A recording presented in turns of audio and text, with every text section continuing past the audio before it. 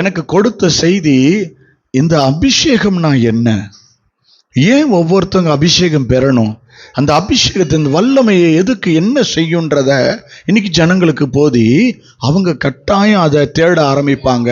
இந்த வருடத்துல நான் பூமியில் அக்கினியை போடும்போது என் பிள்ளைகளும் பற்றி கொள்வாங்க, அவங்க மேலே அந்த அனல் பிடிக்கும்னு சொன்னார். அல்லேலூயா. இன்றைக்கு அபிஷேகத்தை குறித்து உங்களோடு நான் பேச போகிறேன். இயேசுவானவரை ஒப்பிட்டு பேச போறேன். ஆமென், ஆமென். சரி, 1 யோவான் 2வது அதிகாரம் 27வது வசனத்தை வாசிக்க கேட்போம். 1 யோவான் 2ஆம் அதிகாரம் 27, 28, 29. நீங்கள் அவராலே பெற்ற அபிஷேகம் உங்களில் நிலைத்திருக்கிறது, ஒருவரும் உங்களுக்கு போதிக்க வேண்டுவதில்லை. அந்த அபிஷேகம் சகலத்தையும் குறித்து உங்களுக்கு போதிக்கிறது. அது சத்தியமாயிருக்கிறது, பொய்யல்ல. அது உங்களுக்கு போதித்தபடியே அவரில் நிலைத்திருப்பீர்களாக. இப்படி இருக்க பிள்ளைகளே, அவர் வெளிப்படும் போது நாம் அவர் வருகையில் அவருக்கு முன்பாக வெட்கப்பட்டு போகாமல் தைரியம் உள்ளவர்களாய் இருக்கும்படிக்கு அவரில் நிலைத்திருங்கள். இப்பொழுது ஒவ்வொருவரை விடுதலை ஆக்கட்டும் ஆண்டவரே. தேவன் கொடுத்த அபிஷேகம் ஒவ்வொருவரையும் இந்த வேலையில இந்த சபைக்குள்ளாக நிரப்ப வேண்டுமாய் நாங்கள் ஜெபிக்கிறோம் ஆண்டவரே. உம்முடைய வல்லமையை நாங்கள் உணரும்படியாக, எங்கள் சரீரத்திலே உணரும்படியாக அந்த கிருபையை கர்த்தர் ஒவ்வொருவருக்கு தர வேண்டுமாய் நாங்கள் ஜெபிக்கிறோம் ஆண்டவரே. நீர் எங்களை நடத்தும்படியாக ஒப்புக்கொடுக்கிறோம். அப்ப அவருடைய தாசனை மறைத்து நீர் வெளிப்படுவீராக. வெளிப்பாடுகள் இயேசுவின் நாமத்தினாலே உண்டாவதாக ஆண்டவரே. எங்களோடு கூட நீர் இடைப்பட போற கிருபைகளுக்காக ஸ்தோத்திரம். இயேசு கிறிஸ்து மூலம் ஜெபிக்கிறோம் எங்கள் நல்ல பிதாவே. ஆமென், ஆமென். இந்த வசனத்திலே எழுதியிருக்கிறது, நீங்கள் அவராலே பெற்ற அபிஷேகம் உங்களில் நிலைத்திருக்கிறது. அல்லேலூயா. உங்க யாருக்கா தெரியுமா நீங்க அவர்கிட்ட இருந்து அபிஷேகத்தை வாங்கியிருக்கீங்கன்னு? எப்போ வாங்கினீங்க சொல்லுங்க பாப்போம். வாங்கியிருக்கீங்கன்றத நீங்க சொல்லிட்டீங்க. இப்போ நான் ஒரு பொருள் உங்கள்கிட்ட கொடுத்தேன்னா அந்த பொருள் என்கிட்ட வாங்கினதுக்கு, ஆமாம் நான் இப்போ இந்த டயத்தில் இப்போ வாங்கினேன், நீங்கள் அப்போ கொடுத்தீங்க, அன்னைக்கு சாயந்தரம் ஒரு நாள் கொடுத்தீங்க அப்படின்னு ஏதாவது ஒரு டயம் சொல்லுவோம்ல. அப்போ அபிஷேகம் நீங்கள் வாங்கியிருக்கீங்கன்னு ஆண்டவர் சொல்லாரு. அந்த வசனம் சொல்லுது, நீங்கள் அவராலே பெற்ற அபிஷேகம் உங்களில் நிலைத்திருக்கிறது. நீங்க அவற்றிருந்து எப்ப பெற்றுக்கொண்டீங்க?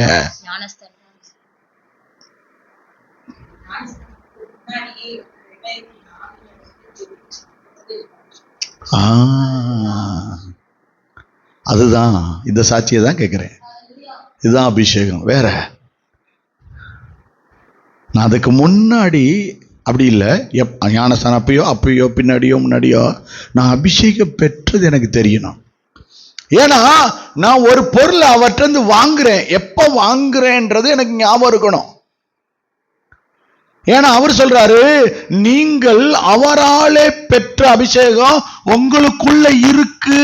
அப்படின்னா எப்ப கொடுத்தாருன்னா நீங்க ஆராதிக்கும் போது வாங்கினீங்க. அதை நீங்க ஆராய்ச்சிக்கிட்டு இருந்தீங்க பாருங்க, அப்ப அந்த அபிஷேகம் உங்களுக்குள்ள வந்து இறங்குச்சு.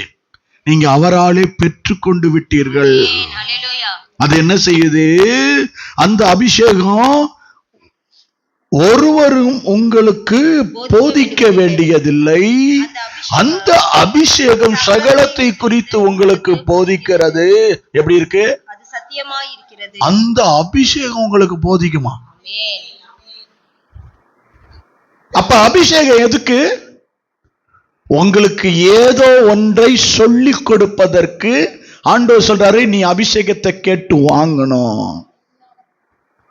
அந்த அபிஷேகம் எப்படி தேவனை தேட வேண்டும், எப்படி தேவன் கிட்ட போக வேண்டும், நான் எப்படி அந்நிய பாஷை வாங்கணும், நான் எப்படி ஆண்டவரோடு கூட நெருங்கி இருக்கிற அனுபவத்தை கொடுக்கும் என்று உங்களுக்கு அந்த அபிஷேகம் சொல்லிக் கொடுக்கும். அதனாலதான் அந்த வசனம் ஆரம்பிக்கும் போது சொன்னாரு, நீங்க அவராலே பெற்றுட்டீங்க அந்த அபிஷேகத்தை. என்னைக்காவது தேவ சமூகத்துல உட்கார்ந்து எனக்குள்ள அபிஷேகத்தை கொடுத்திருக்கிறாரே, அது எந்த இடத்துக்கு என்னை நடத்தும்? ஒரு சவுல் ராஜாவை, ஒரு தாவீது ராஜாவை அபிஷேக தைலத்தை தலையில ஊத்தி அபிஷேகம் பண்ணும்போது அங்க ஒரு சம்பவம் நடக்கும். அது ராஜரிக அபிஷேகம், பழைய ஏற்பாடு கால அபிஷேகம். அது அபிஷேக தைலத்தை ஊத்திட்டு சாமுவேல் தீர்க்கதரிசி என்ன செய்வார்னா கை வைப்பார். அந்த கை வச்ச உடனே, அந்த தலை மேல கை வச்ச உடனே அந்த எண்ணெய் எல்லாம் விலகி மூவ் ஆகும். ஒரு தண்ணீர் இருக்குன்னா அந்த தண்ணி மேல கை வச்சீங்கன்னா அடுத்து விலகி இருந்தறீங்க. தைலத்தை நிறைய ஊத்தி கை வைக்கிறது எதுக்குன்னா, இப்ப இருக்க நிலையில இருந்து நீ வேற ஒரு நிலைக்கு மாற போகிற. கர்த்தர் மேல ஒரு அபிஷேகத்தை ஊத்தி இருக்கிறாரே. ஆண்டவர் சொல்றாரு, இப்ப இருக்க நிலையை விட நீ வேறொரு நிலைக்கு நீ இன்னைக்கு மாற போகிற. அத உனக்கு போதிக்க போகுது. அத உனக்கு அந்த அபிஷேகம் சொல்லி கொடுக்க போகுது. அதனாலதான் அந்த வசனம் சொல்றாரு, நீங்கள் அவராலே பெற்ற அபிஷேகம் உங்கள நிலைச்சிருக்கு. அவர் நேற்றும் இன்றும் என்றென்றும் அபிஷேகத்தை மாத்துவாரா? மாறாதவருங்க. அதனாலதான் நிலைச்சு நிக்குதா, ஊத்திட்டாராம். உங்க மேல ஊத்தப்பட்ட அபிஷேக தைலம் நிலைச்சிருக்கு. எதுக்கு ஊத்துனார்னா, நீங்க வேறொரு பரிமாணத்துக்குள்ள வேறொரு நிலைக்கு மாறுவதற்காக. அல்லேலூயா. ஆண்டவர் அதற்குத்தான் அந்த அபிஷேகத்தை கொடுக்கிறாரு. அது உங்களுக்கு போதிக்கும். அது சத்தியமாயிருக்கிறது. அது பொய்யல்ல. அது உங்களுக்கு போதித்தபடியே. அது எப்படி போதிக்குமா? அவருக்குள்ள நிலைச்சிருக்கிற தன்மையை போதிக்குமா? அல்லேலூயா, அல்லேலூயா. ஆண்டவர் இந்த காரியம் எதுக்கு கொடுக்கிறார்னா, இப்படி இருக்க பிள்ளைகளே, அவர் வெளிப்படும் போது அவருக்கு முன்பாக போகாமல் அதுக்கு தாங்காது. அவர் வருவாரு. அப்படி வெக்கப்பட்ட கூடாது. அபிஷேகம் எதுக்கு தெரியுமா? தரிசனத்தை காண்பதுக்கு தான். அந்த அபிஷேகம் உங்களுக்குள்ள இருக்கிறத நீங்க பார்க்கிறதே அதனாலதான். ஆண்டவர் இயேசு சொல்றாரு, அந்த அபிஷேகம் அவர் வரும்போது வெக்கப்பட விட்டுறாது. நிறைய பேருக்கு பாவம் செஞ்சு தப்பு செஞ்சுட்டாங்கன்னா அவங்க ஜெபம் பண்றதுக்கு உடனே அதை போக மாட்டாங்க. ஆண்டவர் என்னை மன்னிச்சிட்டாருன்னு தெரியாது. எப்போ பார்த்தாலும் ஜெபிக்கும் போதில் குற்ற உணர்வா இருக்கு. ஏன்? அந்த பாவம் முன்னாடி நிக்குது, அந்த எண்ணெய் நிக்குது. நம்ம யோசிக்கிறோம். இங்கே ஆண்டவர் சொல்றாரு, தேவனுக்கு முன்பாக நமக்கு அது என்ன செய்யுது? தடையா போய் நிக்குதான். ஏசாயா 59 அதிகாரம் 1-2 வசனங்களை வாசிக்க கேட்போ. 59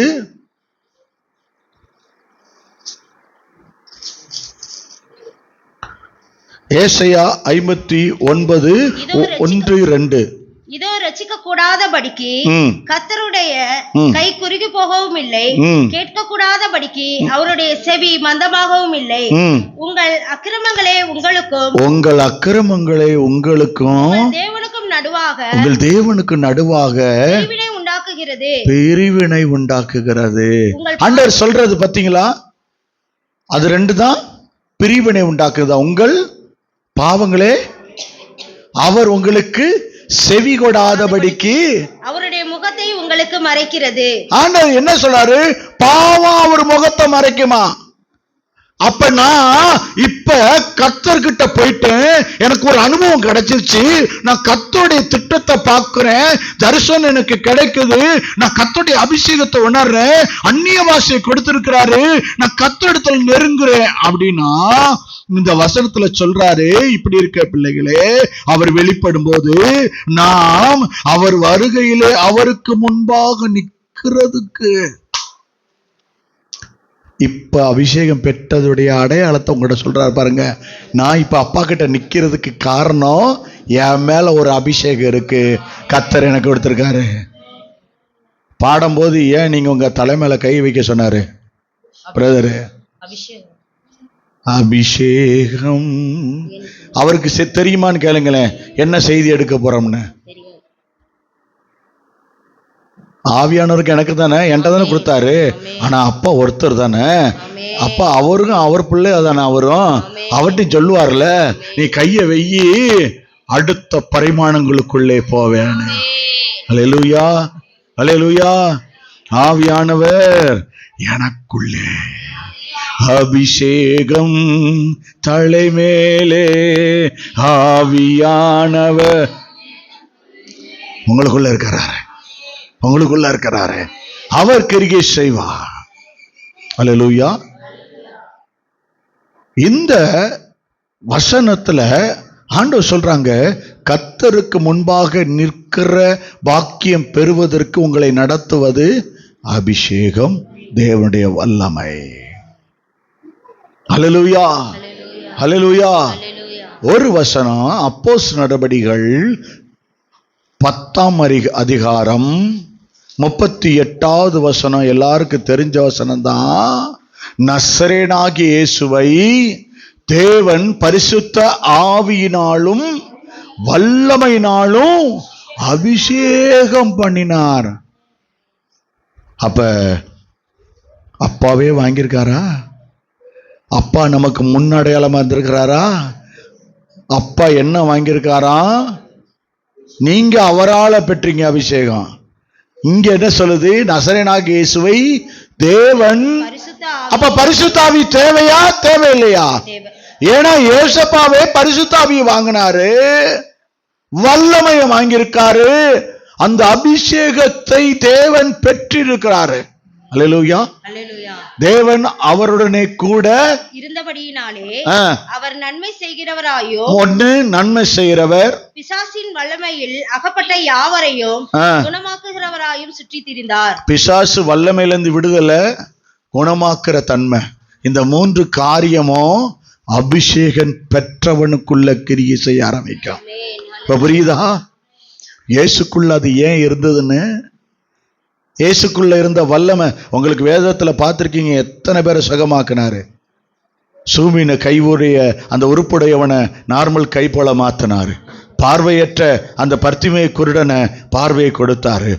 பெதஸ்தா குளத்துல முடவனா படுத்திருந்தவனை நடக்க பண்ணினாரு. கோட்டை பிரிச்சு அவங்க உள்ள இறக்குனவனை, அவனை படுத்த படுக்கையா இருந்தவனை எழும்பி நடக்க பண்ணினாரு. மரித்த சிறுபெண்ணை உயிரோட கொண்டு வந்தாரு. மரித்த லாசரு உயிர். எது தேவன் இன்னைக்கு உங்ககிட்ட ஒரு விஷயத்த சொல்றாரு, நீ அபிஷேகத்தை வல்லமையை கேட்டு வாங்கு. நீ போய் மற்றவங்கிட்ட கெஞ்ச வேணாம், எனக்கு ஜெபம் பண்ணுங்க சுகமாகணும்னு. அந்த அபிஷேகம் எப்படி ஜெபிக்கணும்னு உனக்கு போதிக்கும். யாரால பெறீங்க? அவராலே பெற்ற அபிஷேகம். பாஸ்டர் கொடுத்தாரா?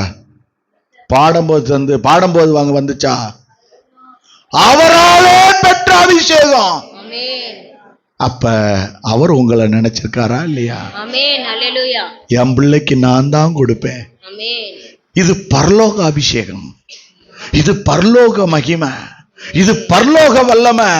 இது எங்க போகிறதுக்காக கொடுக்கிறாரு? நம்முடைய குடியிருப்போ பரலோகத்தில் இருக்கிறது. அல்லேலூயா, அல்லேலூயா. இயேசு இந்த அபிஷேகத்தை தான் பெற்றிருந்தாரு. இந்த வல்லமை தான் அவர்கிட்ட காணப்பட்டுச்சு. பிசாசின் பிடியில இருந்தவங்களை விடுதலையாப்பதற்கு.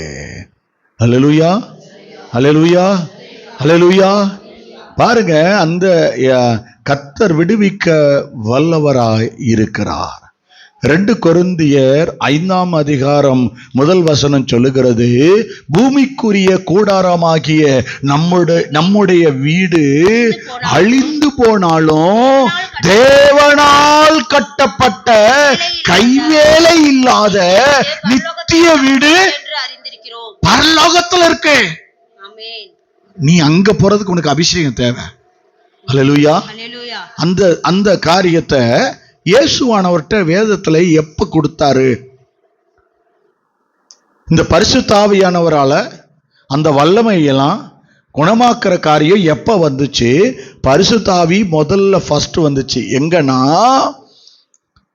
லூக்கா எழுதின சுவிசேஷம் 1ஆம் அதிகாரம் 35வது வசனத்திலே, தேவதூதன் அவளுக்கு பிரதியுத்தரமாக, பரிசுத்த ஆவி உன்மேல் வரும், உன்னதமானவருடைய பலமும் மேல. ஹல்லேலூயா. தாய் வயிற்றுக்குள்ளேயே பலம், வல்லமை எங்க இறங்குச்சு இயேசுவுக்கு? பரிசுத்த ஆவியானவருடைய நிழல் இறங்குச்சுன்னா பலம் உள்ள வரும். எல்லாத்தையும் பார்ப்பான். என்ன செய்யறாரு? பலம் உள்ள இறங்கினோடனே ஒரு காரியம் நடக்குது பாருங்க. அந்த வசனத்துல, ஆதலால் உன்னிடத்தில் பரிசுத்தமுள்ளது தேவனுடைய குமாரன் எனப்படும். அந்த வல்லமை இறங்கிச்சுன்னா, கொஞ்சம் கவனிங்களே, அந்த பரிசுத்த அந்த ஆவியான நிழலிட்ட உடனே உனக்குள்ள எதெல்லாம் பிறந்து வருதோ, ஆண்டவர் ஒரு விஷயத்தை சொல்றாங்க, உனக்குள்ள ஒரு தரிசனம் இல்ல, உனக்குள்ள அவரால் கொடுக்கப்பட்டது இருக்குன்னா அது எப்படிப்பட்டதுன்னா பரிசுத்தமா இருக்குமா. பரிசுத்தமா உனக்குள்ள இருந்து வரும். அதுக்கு தான் அந்த அபிஷேகம் தேவை. நம்ம முடிஞ்ச உடனே ஒரு 10 நிமிஷம் அந்த அந்நிய பாஷையில பரிசுத்த ஆவியானுடைய அந்த பிரசன்னத்துல நிரம்ப போறோம். ஹல்லேலூயா. ஆண்டவர் இந்த வருட தொடக்கத்திலேயே நமக்கு ஒரு காரியத்தை செய்தாரு. சில பேருக்கு வர்றோம் அந்த வருடத்துல கொடுக்க போறேன்னு சொல்லியிருக்காரு. அந்நிய பாஷையின் வரத்தை நீங்க பெற்றுக்கொள்ள போறீங்க. ஹல்லேலூயா. கர்த்தர் சொன்னதை செய்வார். 3ஆம் அதிகாரம் 22வது வசனத்திலே, பரிசுத்த ஆவியானவர் ரூபம் கொண்டு புறாவை போல அவர் மேல் இறங்கினார். வானத்திலிருந்து ஒரு சத்தம் உண்டாகி, நீர் என்னுடைய நேசகுமாரன், உம்மில் பிரியமாய் இருக்கிறேன் என்று உரைத்தது. பரிசுத்த ஆவி அவர் மேல இறங்கினாராம். பரிசுத்த ஆவியானவர் நமக்குள்ள வேணுங்க. அப்பதான் பலம் உண்டாகும். நிறைய விஷயத்த எதுக்கு பலம் அப்படின்னு கேட்பீங்கல்ல, எதுக்குங்க பரிசுத்த ஆவி நமக்குள்ள இறங்கணும்? பலம் எதுக்கு வேணும் சொல்லுங்க, நீங்க சொல்லுங்க. பலம் எதுக்கு வேணும்? வீட்டுக்கார அடிக்கிறதுக்குன்னு சொன்னீங்க, அவள் தான் விடவே மாட்டேன் யாரையும். எதுக்குங்க பலம்? எதுக்கு?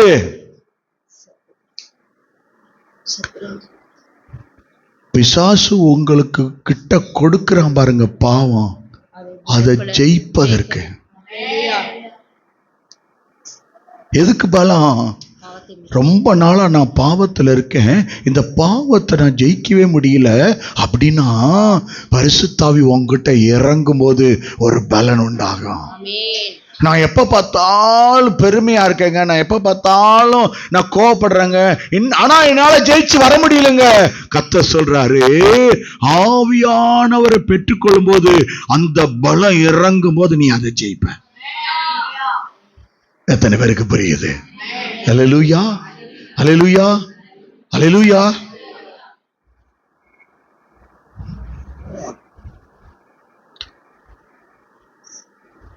இதுல இவ்வளவு தண்ணி ஊத்துனா எவ்வளவு வெயிட் இருக்கும், இவ்வளவு ஊத்துனா எவ்வளவு வெயிட் இருக்கும், ஃபுல்லா ஊத்துனா எவ்வளவு வெயிட் இருக்கும். நீங்க அபிஷேகம் எவ்வளவு பெறுறீங்களோ அவ்வளவு வெயிட் ஆயிருவீங்க நீங்க. எத்தனை பேருக்கு புரியுது? இதுல எவ்வளவு தண்ணியோ அவ்வளவுதான் இது வெயிட்டா இருக்கும். நீ கொஞ்சமா அபிஷேகம் ஆனேனா கொஞ்சமா தான் ஜெயிக்க முடியும். ஃபுல்லா இருந்துச்சுன்னா நீ வெயிட், எவனை அடிக்கிற வெயிட், பிசாசின் தலையை நசுக்கிற வெயிட். எத்தனை பேருக்கு புரியுது? அல்லேலூயா.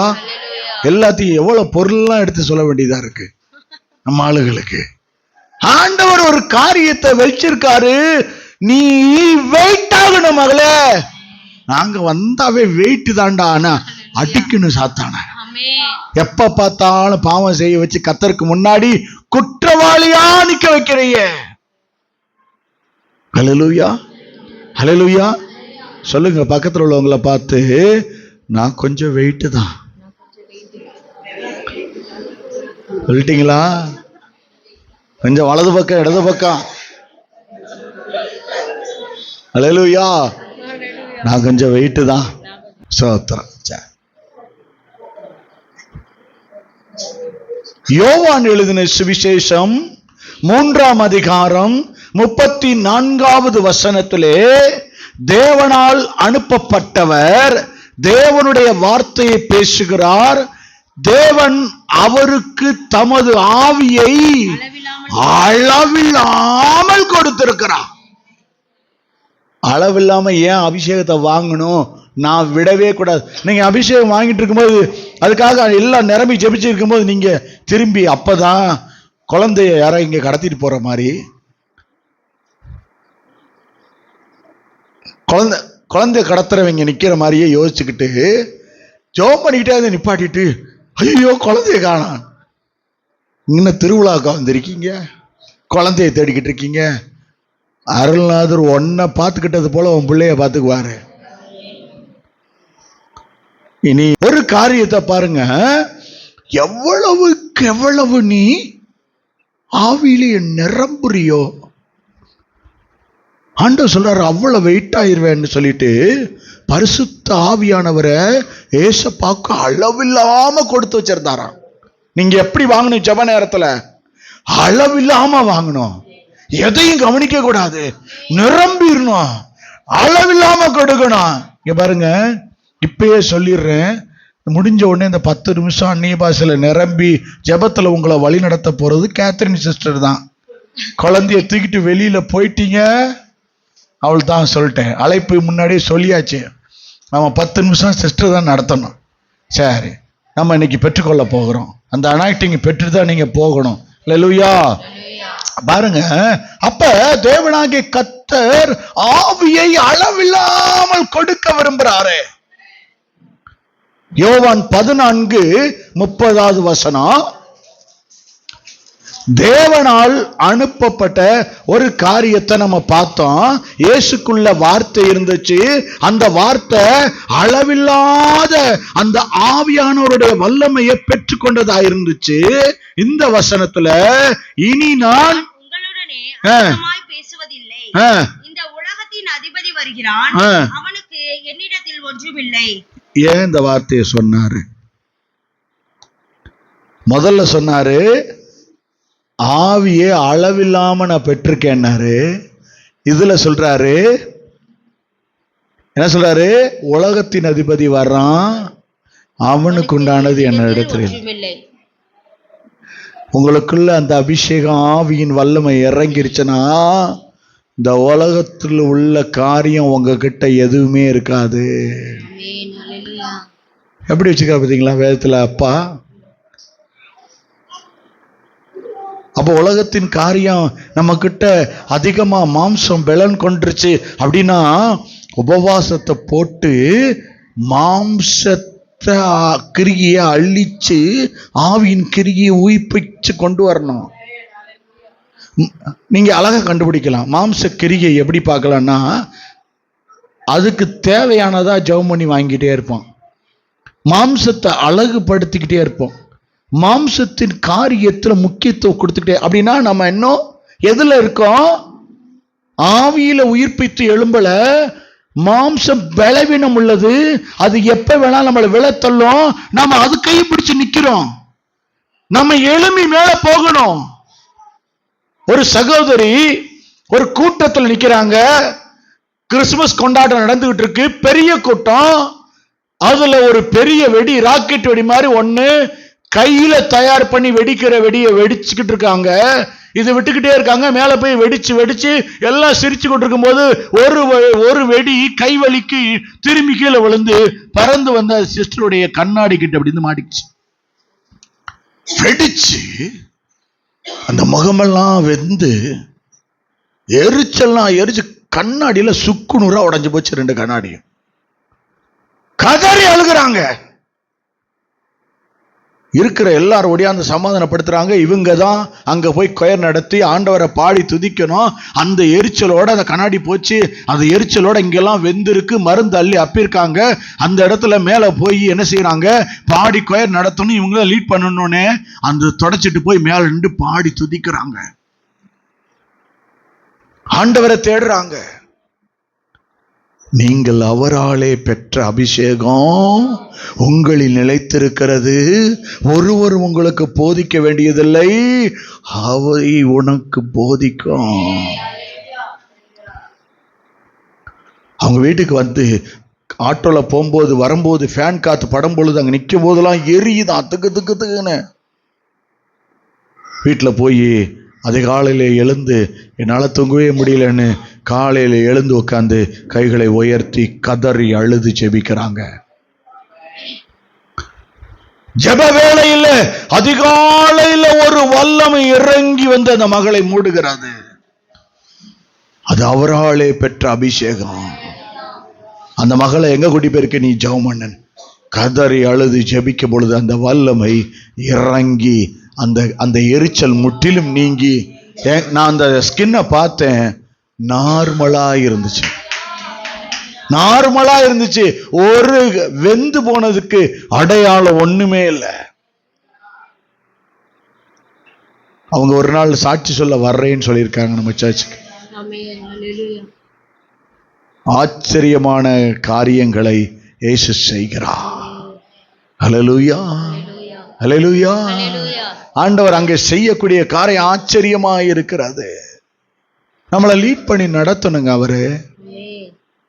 நீங்க அவரால் பெற்ற அபிஷேகம் நம்மளை நடத்துறத நம்ம பார்க்கணும். இயேசுவானவர்கிட்ட இருந்துச்சுல்ல, இயேசு சொல்றாரு பாருங்க, உலகத்தின் அதிபதி வர்றான், அவனுக்கு உண்டானது என்கிட்ட இல்லை. இப்போ உங்கள்கிட்ட வந்து உங்களை செக் பண்றாங்க, உலகத்தின் காரியம் என்ன இருக்குன்னு. ஏதாவது ஒரு காரியம் நான் இன்னும் அந்த சீரியல் பார்க்கறத விடவே இல்லைங்க, இப்படி எது இருக்கா? உலகத்தின் காரியம் நமக்குள்ள இருக்கா? உலகத்துல உள்ளது நம்மகிட்ட இருக்கா? யாராவது பார்த்து இதை செய்ய, ஆமாங்க இதை நீங்க இன்னும் செஞ்சுக்கிட்டே இருக்கீங்க, இன்னும் கோபம் மாறலங்க, இன்னும் அந்த காரியம் இன்னும் மாறலங்க, அப்படி ஏதாவது இருக்கா? அது வழியா தான் அவன் உள்ள வருவான். அபிஷேகத்தை உன் கண்ணும் வழியா எடுத்துருவான். இச்சை ஆசை எப்படி வரும் சொல்லுங்க பாப்பா? கண்ணில் தான், டிவி பார்க்கறதுல தான். ஏங்க ஒரு ஒரு ஒரு இச்சையை நீங்க கண்ணில் பார்த்துக்கிட்டே இருந்தீங்கன்னு வச்சுங்களேன், அதுக்கு அந்த அசுத்தத்தை பார்த்துட்டீங்கன்னா அடுத்து உங்க இருதயத்துக்குள்ள போயிருங்க. அது உங்களை வேலை செய்ய அந்த அசுத்தத்தை அது இயக்க செய்யப்படுத்த ஆரம்பிக்குங்க. உங்க கண்ணு தாங்க. அன்னைக்கு அந்த ரோட்ல அந்த கடையில் வரும்போது அதை பார்த்தோம்ல, அன்னைக்கு அது நல்லா இருந்துச்சு, அதை எடுக்கணும். ஒரு செல்லில் ஒரு ஜொல்ல ஏதோ ஒரு சம்திங், ஏதோ ஒரு ட்ரெஸ்ஸஸை நீங்கள் பார்த்துக்கிட்டே இருங்களேன், உங்கள் கண் வழியாக இருதயத்துக்குள்ளே போய் அதை எடுக்க வச்சிடும் இச்சை. ஏவாள் என்ன செஞ்சா சொல்லுங்க பாப்பா? அந்த அம்மா அது வரைக்கும் பார்த்ததே இல்லையா? எப்ப அது பார்வைக்கு இன்பமா தெரிஞ்சிச்சு, அதை கூட்டிட்டு போய் காட்டினோடனே, அதை பார்த்த உடனே திரும்பி ஆமா இதுல ஏதோ இருக்கு, ஏதோ ஒரு காரியம் பார்க்கறதுனால உள்ள வந்துடும். அதனாலதான் சீரியல் பார்க்க கூடாதுன்னாரு. இவருக்கு எப்ப பார்த்தாலும் இதே வேலைங்க, நாடகம் பார்க்க கூடாதுன்னு சொல்றாரு. நாடகம் ஒன்னு அதை கெடுத்துடக்கூடாது, உன் ஆவிக்குரிய ஜீவியம் விழுந்து போயிடக்கூடாது. நம்ம குடியிருப்பு பரலோகத்துல இருக்கு. நம்ம திடீர்னு சீரியல் பார்த்துட்டு இருக்கும்போது கண்ணை மூடிட்டோன்னு வச்சுக்கோங்க, எங்க போவீங்க? குடியிருப்பு பரலோகத்துக்குள்ள சீரியல் இருக்குமா? சாயந்தரம் 6 மணி ஆனோடனே கேட்கறது, ஆண்டவரே அந்த நாடகம் முடிஞ்சிடும், நான் விளம்பரம் போட்ட உடனே ஜெபம் பண்ணிக்கிறேனே.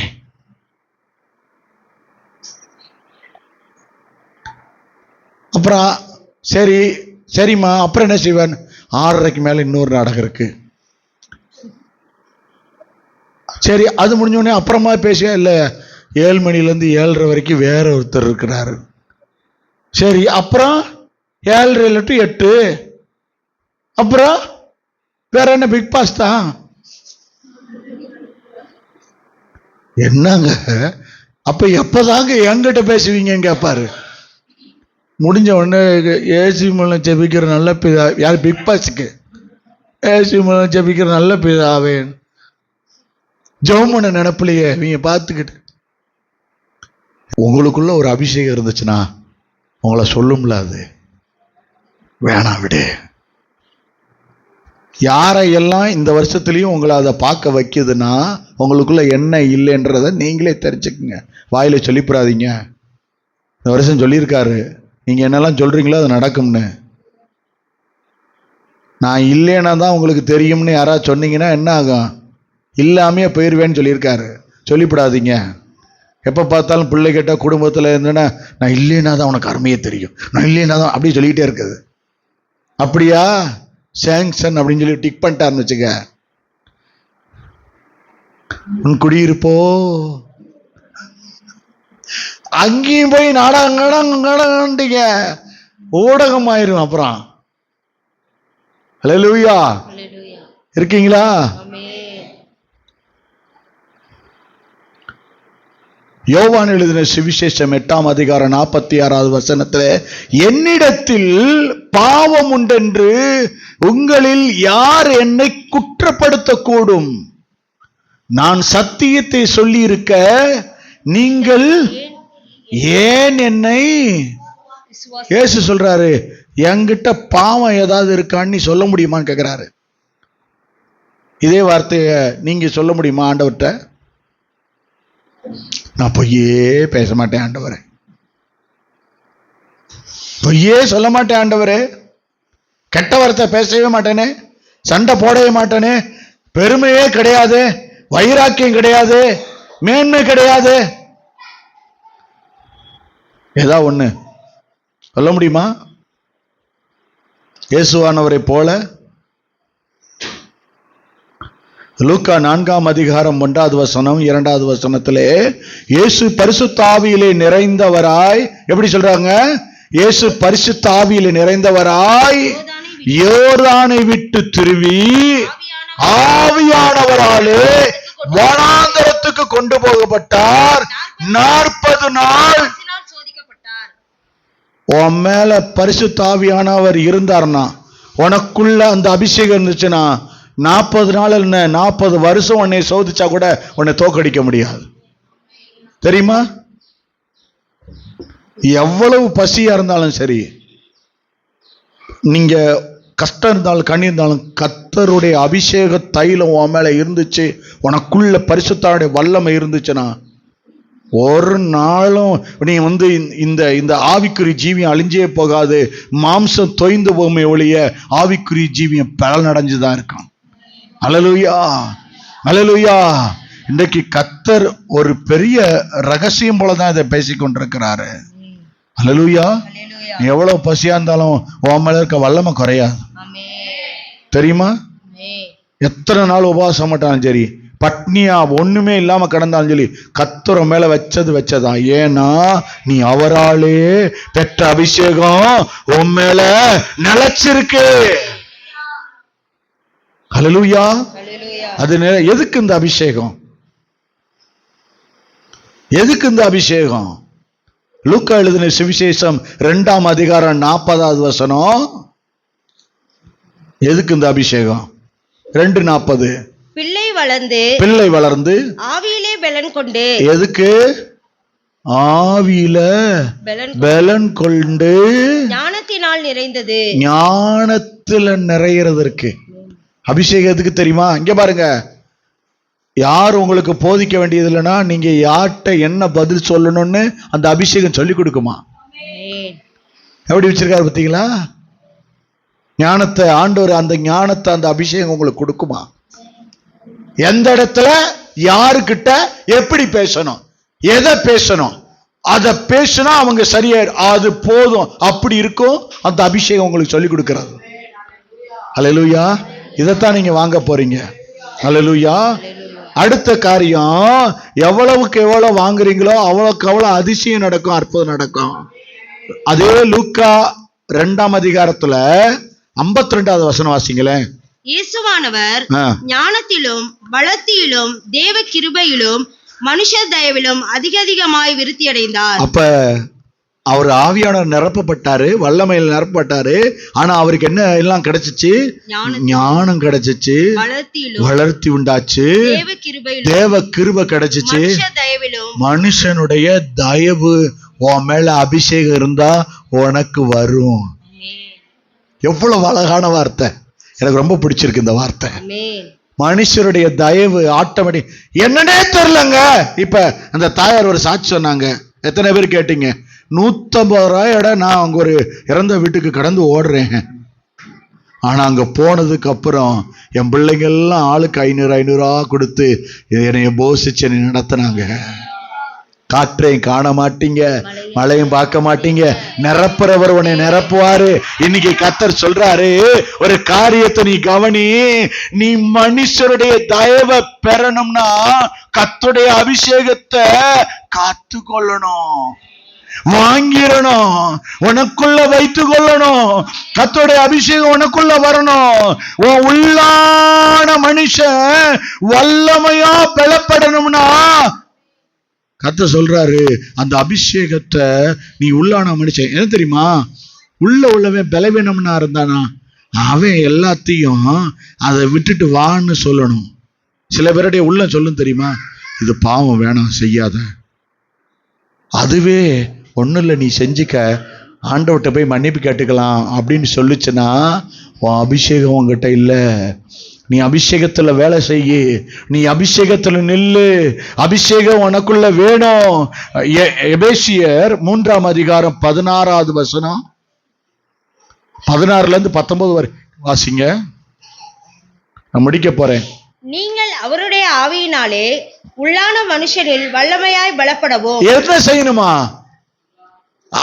அவருடைய ஆவியினாலே, அவருடைய ஆவியினாலே, வல்லமையினாலே நீங்க பலப்பட்டாகணும். நீங்க அதுக்கு தான் இந்த ஜெபம்.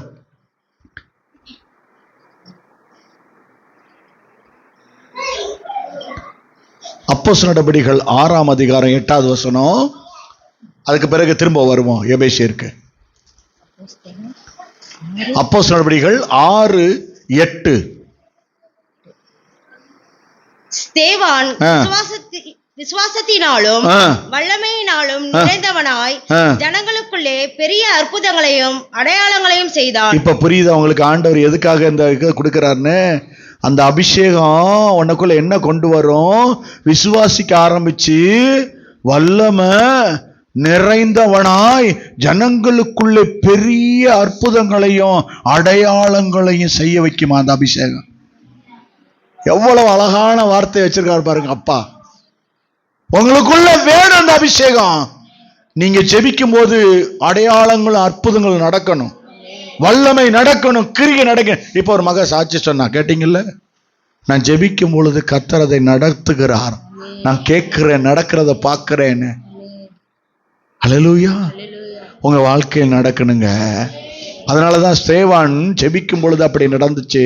அதிலே 10வது வசனம், அவன் பேசின ஞானத்தையும் ஆவியையும் எதிர்த்து நிற்க அவர்களால் கூடாமற் போயிற்று.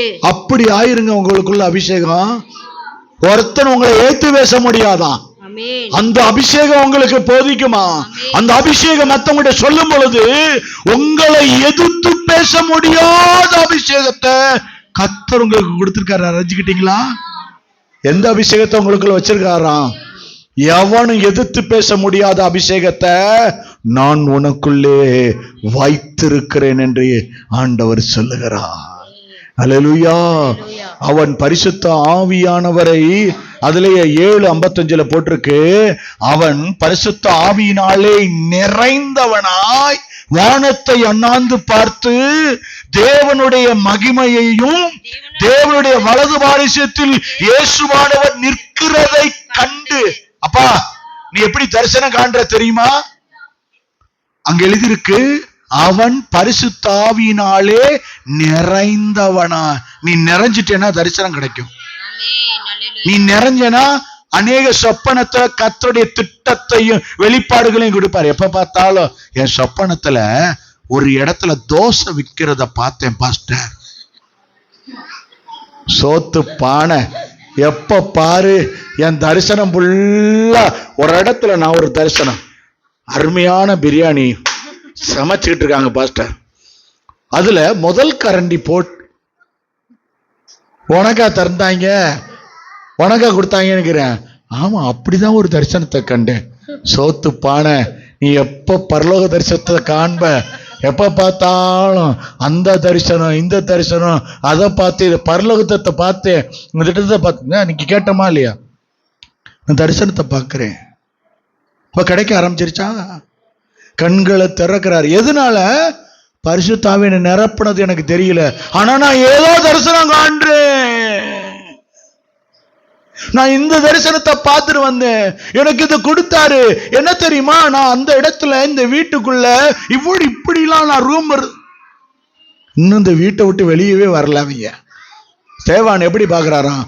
வானத்தை அண்ணாந்து பார்த்து தேவனுடைய மகிமையை காண்றேன். தேவனுடைய வலது பாரிசத்தில் இயேசுவானவர். இயேசுவை பார்த்துட்டீங்களா? தரிசனம் கண்டீங்களா? எங்கங்க எப்ப பார்த்தாலும் எங்க வீட்டில் உள்ளவங்களையே பார்த்துக்கிட்டே தான் இருக்கேன். எப்படி நீ இயேசுவை பார்ப்ப? வேலையை தான் பார்க்கிறேன், இயேசுவை எப்படி பார்ப்ப? யார் இயேசுவை பார்க்க முடியும்? யார் தேவனை தரிசிக்க முடியும்? இருதயத்தில். நம்ம இருதயம் எப்படி இருக்கு? ஏன் இன்னும் யார் இயேசுவை பார்க்கல? அப்ப நம்ம இருதயம் மகா கிறுக்குள்ளதும் கேடு நிறைந்ததுமா இருக்கு. உங்களை சொல்லல, பைபிள் வசனத்தை சொன்னேன். பாஸ்டர் என்னை குறிப்பாத்து சொல்றாருன்னு சொல்லிடாதீங்க, நான் வசனத்தை சொல்லிக்கிட்டு இருக்கேன். எத்தனை பேருக்கு தெரியும் அந்த வசனம் பைபிள்ல இருக்குது? நாலாகமத்துல இருக்கா இல்லையா?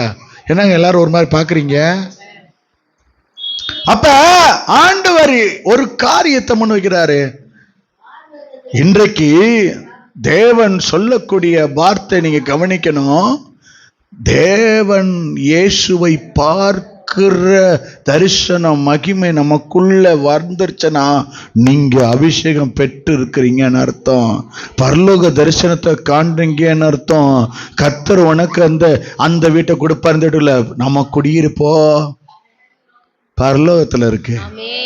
இன்று இரவு ஒருத்தன் தானியத்தை சேர்த்து வச்சுட்டு சொல்லுவான், பேங்க்ல ஃபுல்லா நிரப்பிட்டேன்.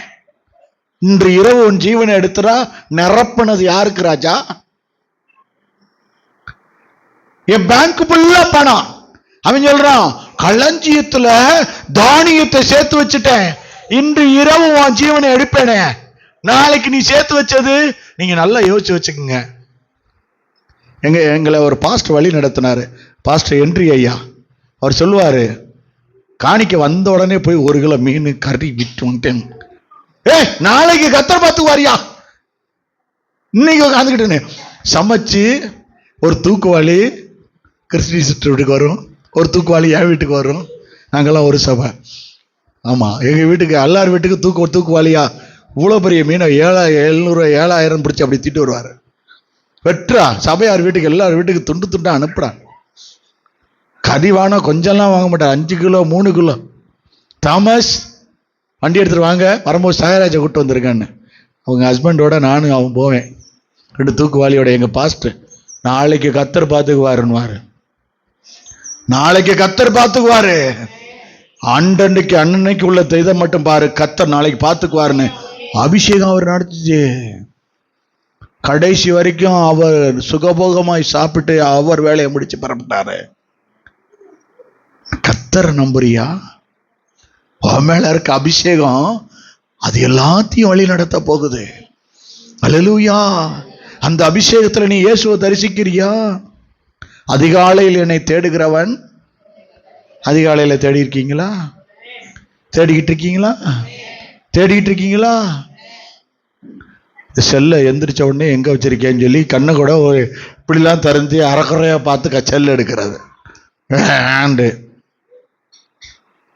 டக்குன்னு வீடியோ கால் ஆன் ஆயிடணும். யாருக்காவது முடியெல்லாம் விரிச்சு போட்டுவீங்க, வெள்ளைக்கோடை இங்கெல்லாம் போட்டு வீட்டுலாம் பார்த்து கதறிற அளவுக்கு ஆயிடணும். இல்லைன்னா போட்டோ எடுத்து வச்சு அவங்கள காட்டி பயமுறுத்திடணும். அவங்களையே எங்க அப்பா சொல்லுவாரு, தூங்கி எந்திரிக்கும் போது கண்ணாடியை கொண்டு போய் காட்டிடணும்டான்னு. கத்துன்னு கத்துவாங்களாம். பார்த்துட்டு என்னைய நானே பார்த்துட்டு கத்துவனா பயந்து போய். அது மாதிரி அதிகாலையில எந்திரிச்சு கத்தரை தேடுங்கனா 3 to 6 மணிக்குள்ள கத்தரை தேடுங்க. நீங்க இந்த சபையில நான் தரிசிச்சுட்டேன்னு சொல்லுவீங்க. அந்த வசனம் எதுவும் பொய்யா? அந்த வசனம் பொய்யா இருக்குமா? அதிகாலையில் என்னை தேடுகிறவன் அவ காலையில தேடுறவங்க என்ன செய்வாங்க? நாங்க எப்போ பார்த்தாலும் வேலையில தேடிக்கிட்டு இருக்கோம். நம்ம இப்படி அதிகாலையில் உள்ள அவரை தேடுவோம். அதை செய்யணும், அதை செய்யணும், இதை சாப்பாடு செய்யணும், அந்த இதுக்கு இது பண்ணணும். இந்த ஒரு நாள் வந்துருவாரு, நிறைய பேர் காணா போயிருவாங்க. மிச்சம் புள்ள வேலைக்கு போறதுலயே இருப்பாங்க மும்முரமா. இயேசு வந்துட்டாரு, போகணும் இல்ல, ராஜா வருகிறார் ஆயத்தமாவோன்னு. வேலைக்கு போகணும் இன்னைக்கு அப்படின்னு வாங்க. போயிட்டு வா. ஒருத்தர் இந்த ஈன்னு ஒருத்தர் பல்லு வச்சு நிப்பான் பாருங்க, முடியை விரிச்சு போட்டுக்கிட்டு. அவன் உன்னைய கை பிடிச்சு கூட்டு போவான். அப்ப பாடிக்கிட்டே ராஜா, அவன் கையை பிடிச்சுக்கிட்டே வேற ஒரு ராஜா பாட்டு போட்டுக்கிட்டு தான் போனான். அல்லேலூயா, அல்லேலூயா. லூக்கா எழுதின சுவிசேஷம் 4ஆம் அதிகாரம் 33.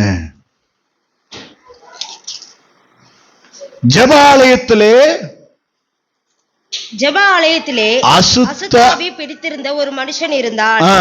அவன், ஐயோ நசரேயனாகிய இயேசுவே, எங்களுக்கும் உமக்கும் என்ன? எங்களை கெடுக்கவா வந்தி? இங்க கவனிங்களே, அப்படியே நீ பாடுங்க சிஸ்டர்.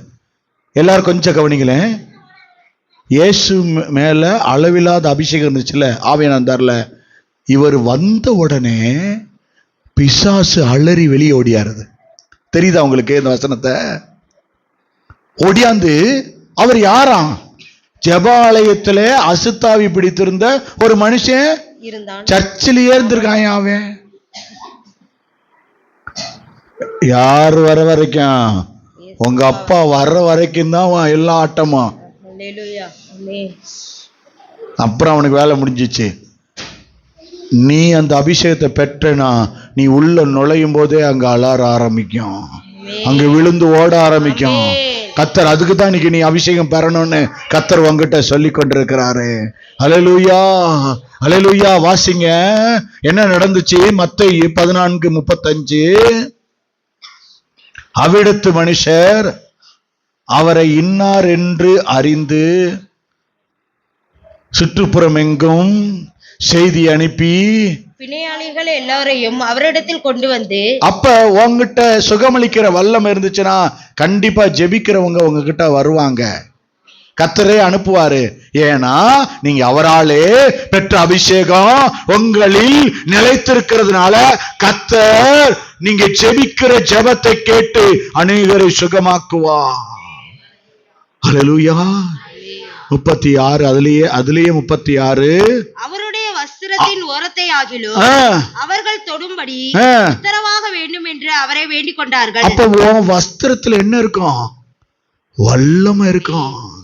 உன் வஸ்திரத்தை தொட்டவங்க சுகமாவாங்க. பெரும்பாடுல ஸ்திரீ தொட்டவனை சுகமானாலா? எதுக்கு அந்த அபிஷேகம் தெரியுமா? உன் வஸ்திரத்தை யாராவது தெரியாம எடுத்து தொட்டா கூட எப்படி தெரியலங்க, ஆனா எனக்கு ஒரு சுகம் கிடைச்சிச்சு. உங்களாலதான் அந்த அற்புதம், உங்களுக்குள்ளதான் அந்த அற்புதம். இயேசு சொன்னாரு, என்னிலிருந்து வல்லமை புறப்பட்டு இருக்கிறதை நான் அறிந்திருக்கிறேன். வஸ்திரத்தை தொட்டனே வல்லமை புறப்படும், அது அறிவீங்க நீங்க. அல்லேலூயா. ஏன் தெரியுமா? உங்க தலையில கை வச்சு அன்னைக்கு ஜெபிச்சோம், நீர் அன்னைக்கு முடிக்கிறேன். ஏன் வச்சேன் தெரியுமா? கை வச்சா நீங்க அபிஷேகம் பெறுவீங்க. அந்த அபிஷேகத்துல கர்த்தர் உங்களை நிரப்புவாருன்னு நாங்க அந்த காரியத்தை செஞ்சோம். சிஸ்டர் நீங்க முன்னாடி வாங்க. கர்த்தர் ஒரு காரியத்தை இன்றைக்கு சொல்கிறார். உபாகமம் 34:9 மோசே நூனின் குமாரனாகிய யோசுவாவின் மேல் தன் கைகளை வைத்தபடினாலே அவன் ஞானத்திலும் ஆவியினால் நிரப்பப்பட்டவன். இஸ்ரவேல் புத்திரர் அவனுக்கு கீழ்ப்படிந்து, பாருங்க, ஞான அபிஷேகம் உள்ள இறங்கிருக்கும். அந்த காரியங்கன்னா இஸ்ரவேல் ஜனங்கள் எல்லாம் கீழ்ப்படிவாங்க. அப்படின்னா உன் மேல அபிஷேகம் இருந்துச்சுன்னா அநேகர் உனக்கு கீழ்ப்படிவாங்களாம். அபிஷேகம் உனக்கு கீழ்ப்படிய வைக்கும். இன்னைக்கு முக்கியமான செய்தி, நீங்க அடிக்கடி இந்த யூடியூப்ல போய் போட்டு பாருங்க. இது உங்க வாழ்க்கையவே மாத்தும். இது ரொம்ப பிரயோஜனம் உள்ளது. கர்த்தர் இன்னைக்கு கொடுக்கிறாரு. நம்ம எல்லாம் ஜெபிக்க போகிறோம்.